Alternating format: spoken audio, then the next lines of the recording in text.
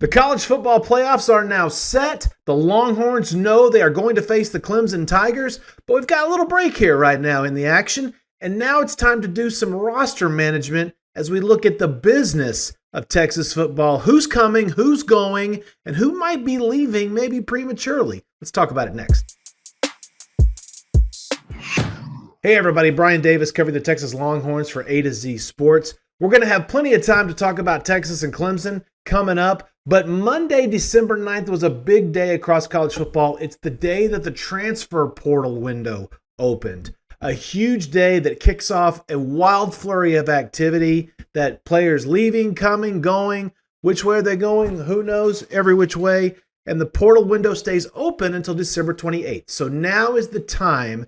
If you are unhappy with your situation, you go see your compliance officer. You don't have to talk to the coaches anymore. You go put your name in the portal and bang, you can move on.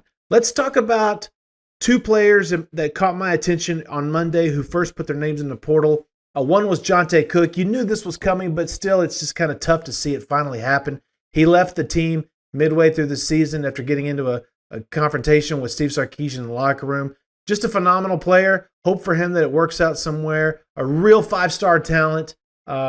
But, you know, his fate might have been sealed when he dropped that long touchdown pass. I guess it was against Mississippi State, I think it was.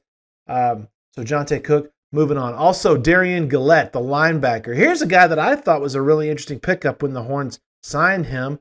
But it just didn't really work out. With you look at how Anthony Hill played, you look at how Leon Lafau played, how he advanced as well. Gillette just basically got pushed out of the rotation and didn't get a big chance to make a big impact in games. A couple other players that were in the portal as well. I want to talk about one guy, though, who is coming in that we haven't talked about yet.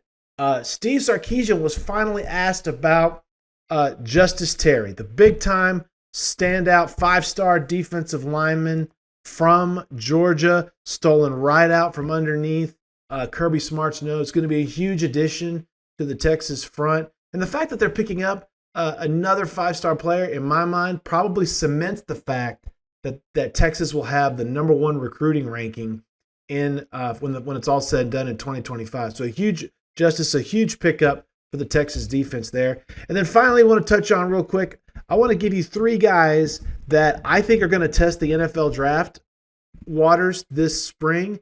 And I think the odds of them coming back are not as good as fans probably want to hear. Cam Williams, the big guy at right tackle, 6'5", 350-pounder. He has the body that everyone loves. He is one of the most penalized tackles in college football. That's not good. But they look at the frame of him. He looks like a Coke machine out there. The guy has had a tremendous year in leading the Longhorns offense. I think he maybe leans pro and goes pro.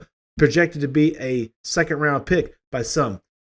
Trey Moore is the other defensive lineman that I'm looking at as someone who may or may not come back. I guess I should say. Had a terrific year at UT San Antonio. Remember, he was the Defensive Player of the Year for the American Athletic Conference before he transferred to the flagship school and had 4.5 sacks, 8 tackles for loss for the Beavos. So Trey Moore is someone who I think will test the waters and may not be coming back.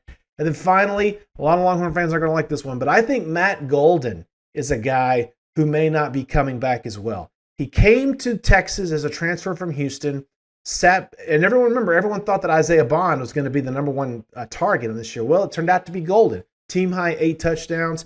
He has the right amount of speed. He will get in there and block, which is a huge aspect to play receiver at Texas. You have to be able to block, or you have to want to show a desire to block. Golden does do that. And I think he is someone who is going to get a lot of love from draftniks as we ramp this thing up. And I think he's someone who probably goes unexpectedly from Longhorns fans. I think Matt Golden also maybe goes pro this year or this spring as well. Lots of stuff to talk about Texas and Clemson as we're coming up as the start counting down the days. Big home game at Royal Memorial Stadium on December 21st. That's all the time I have for now. Brian Davis, A to Z Sports.com/Longhorns. We'll catch you next time.